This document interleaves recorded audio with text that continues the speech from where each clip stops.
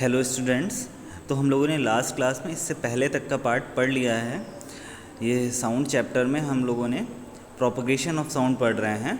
उसके कुछ आगे के टॉपिक्स लेते हैं। तो जिसमें पहला टॉपिक आज का है साउंड वेव्स आर लॉन्गिट्यूडनल। अब लॉन्गिट्यूडनल वेव्स क्या होती हैं ये इसको समझेंगे, लेकिन इसको समझने से पहले वेव्स कितने टाइप्स की होते हैं ये समझ लेते हैं, जो कि अभी आपकी स्क्रीन पे नहीं है फ़िलहाल। मैं बता देता हूँ। वेव्स दो टाइप्स की होती हैं आपकी, लॉन्गिट्यूडनल वेव्स और ट्रांसवर्सल वेव्स। तो लॉन्गिट्यूडनल वेव्स कैसी होती हैं और ट्रांसवर्सल वेव्स कैसी होती हैं वो मैं आपको समझाता हूँ। जैसे कि एक रोप है, एक रस्सी है, उसको एक साइड से आप स्ट्रेच कर दीजिए, बांध दीजिए और दूसरे साइड आप अपने हाथ में पकड़िए। जब आप दूसरे साइड हाथ में पकड़ेंगे, एक साइड रस्सी को बांध देंगे, फिर जिस तरफ से हाथ से पकड़े हुए हैं उस तरफ से एक झटका देंगे रस्सी को, तो एक वेव प्रोड्यूस होगी। मतलब ऊपर या नीचे की तरफ करेंगे रस्सी को तो एक वेव प्रोड्यूस होगी, और वह वेव चलती हुई जहाँ पे बंधी हुई है रस्सी वहाँ तक चलती हुई जाएगी। ठीक है, ऐसे ही होता है, आपने किया भी होगा इससे पहले। ठीक है, तो अब यहाँ पे मैं ये एग्ज़ाम्पल क्यों दे रहा हूँ, ये एग्ज़ाम्पल इसलिए दे रहा हूँ क्योंकि ये आपका ट्रांसवर्सल वेव का एग्ज़ाम्पल है। ट्रांसवर्सल वेव कैसे? इसलिए कि वेव जो गई वो आपके हाथ से जहाँ तक रस्सी बंधी हुई थी हॉरिजॉन्टली वहाँ तक वेव चलती हुई गई। वेव की डायरेक्शन क्या थी? आपके हाथ से जहाँ पे बंधी हुई थी, मतलब हॉरिजॉन्टल चली। लेकिन वेव मूव तो इस तरीके के, लेकिन उसके पार्टिकल्स, जो रस्सी के पार्टिकल्स थे, क्या वो सच में आपके हाथ से होते हुए वहाँ तक गए हैं? नहीं, पार्टिकल वहाँ तक नहीं गए। पार्टिकल जो आपने मूव कराया था वो जस्ट ऊपर या नीचे मूव कराया था। ठीक है, लेकिन रस्सी के पार्टिकल जो थे वो आगे गए थे। ठीक है, सॉरी, पार्टिकल आपके हाथ में रहे, वेव जो थी वो आगे गई। तो पार्टिकल का क्या हुआ? पार्टिकल सिर्फ ऊपर और नीचे मूव हुए। इसी तरीके से वेव जब थोड़ी सी आगे बढ़ेगी तब भी उसके पार्टिकल ऊपर या नीचे मूव हो रहे हैं, लेकिन वेव जो है वो अपने आगे की तरफ ही चल रही है। तो इस तरीके से समझ में आया कि ये रस्सी का एग्जाम्पल था। तो ये होता है आपका ट्रांसवर्सल वेव, जब वेव की डायरेक्शन कुछ और हो और पार्टिकल्स का जो मूवमेंट हो रहा है, जो रस्सी मूव हो रही है, वो सिर्फ ऊपर नीचे मूव हो रही है। तो इसी वजह से पार्टिकल्स ऊपर नीचे मूव हो रहे हैं, मतलब उसके परपेंडिकुलर मूव हो रहे हैं, और वेव जो है वो आगे को जा रही है।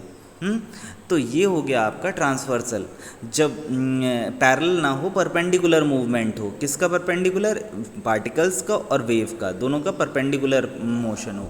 ठीक है, अब अगर हम बात करें जो हमारे यहाँ पे काम की है वो है लॉन्गिट्यूडनल वेव्स। इसमें क्या होता है, इसमें वेव्स जो हैं वो पैरेलल ट्रैवल करती हैं जिधर पार्टिकल्स मूव कर रहे होते हैं।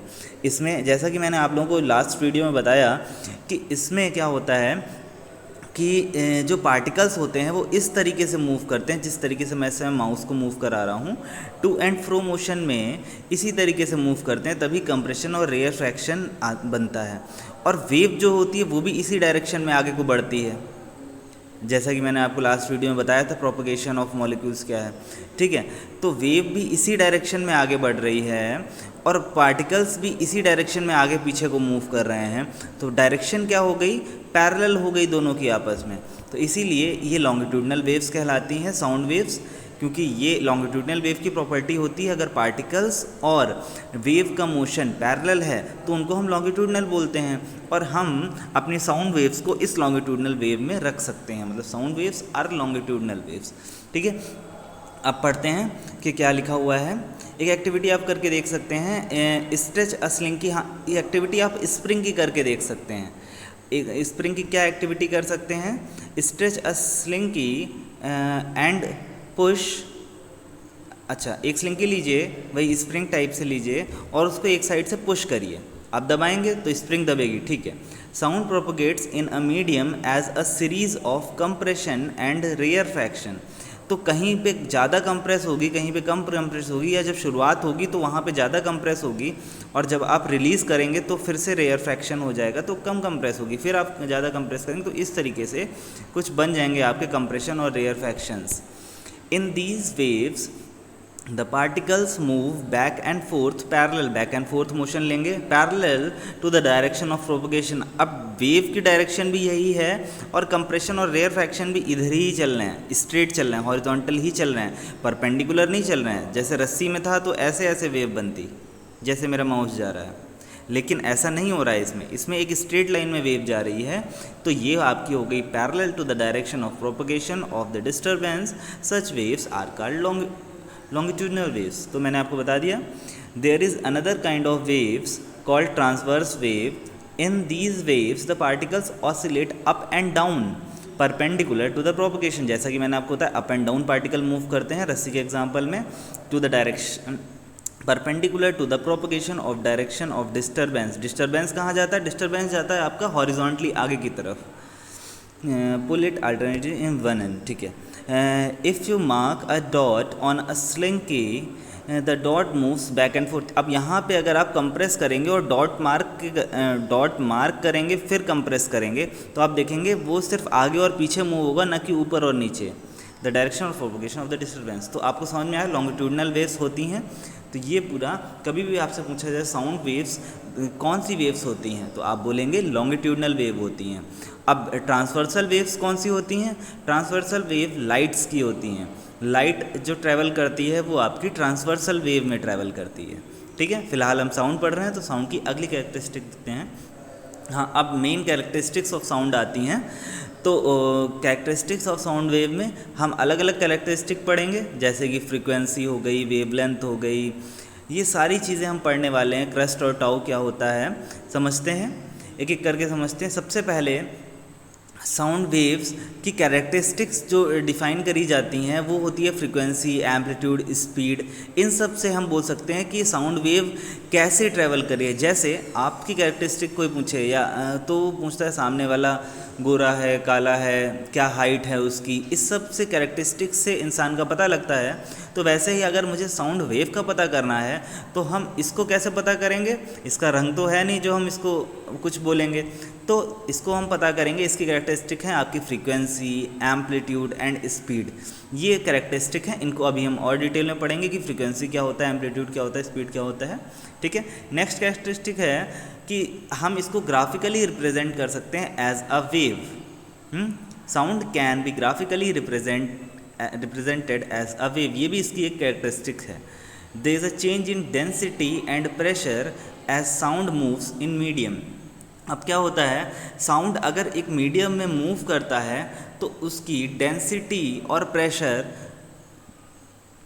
चेंज होते हैं। चेंज इन डेंसिटी, जब वो मूव करता है तो वो डेंसिटी और प्रेशर को चेंज करते हुए मूव करता है साउंड, ठीक है। अभी हम इसको भी डिटेल में पढ़ेंगे, बस आप अभी समझ लीजिए कि कैसे कैसे हम साउंड को डिफ़ाइन कर सकते हैं, मतलब उसकी कैरेक्टरिस्टिक हम बता सकते हैं कि साउंड। तो हम लोगों ने यहाँ पे देख लिया ये कैरेक्टरिस्टिक, ठीक है। अब आते हैं कंप्रेशन पे, क्रस्ट और टाउ पे। तो क्रस्ट और टाउ क्या होता है, जब वेव हमारी ऊपर की तरफ जाती है, मतलब इसकी डेंसिटी या प्रेशर, ये आपका प्रेशर ऊपर जा रहा है, तो जब प्रेशर बढ़ता है वेव में, प्रेशर कब बढ़ेगा? जब मॉलिक्यूल्स बहुत पास पास आएंगे। तो जब प्रेशर बढ़ेगा, तो जब ऊपर सबसे ज़्यादा टॉप पोजीशन होगी तो हम उसको क्रस्ट बोलते हैं, और जहाँ पे प्रेशर सबसे ज़्यादा कम हो जाता है, मतलब मॉलिक्यूल सबसे ज़्यादा दूर दूर हो जाते हैं, वहाँ पे ट्राउ की पोजीशन हो जाती है। तो ये आपका हो गया क्रस्ट ऊपर वाला, और नीचे वाला हो गया ट्राउ।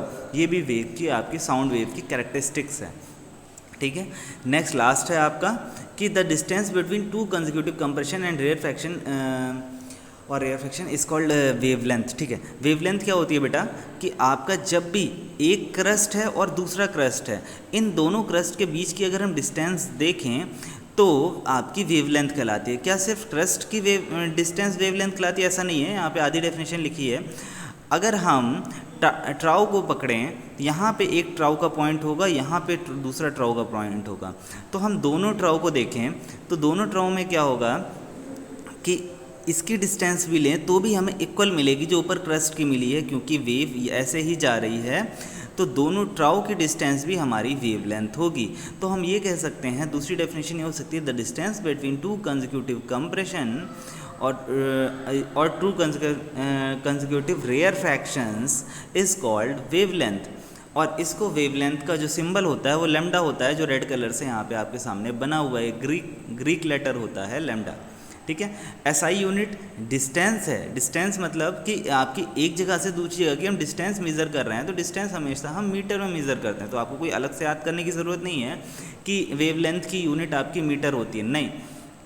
हमें पता है डिस्टेंस हमेशा हम मीटर में ही मेज़र करते हैं, और वेवलेंथ भी आपकी एक डिस्टेंस है एक क्रस्ट से दूसरे क्रस्ट तक की, तो ये आपकी मीटर होगी। क्लियर है? तो हमने एक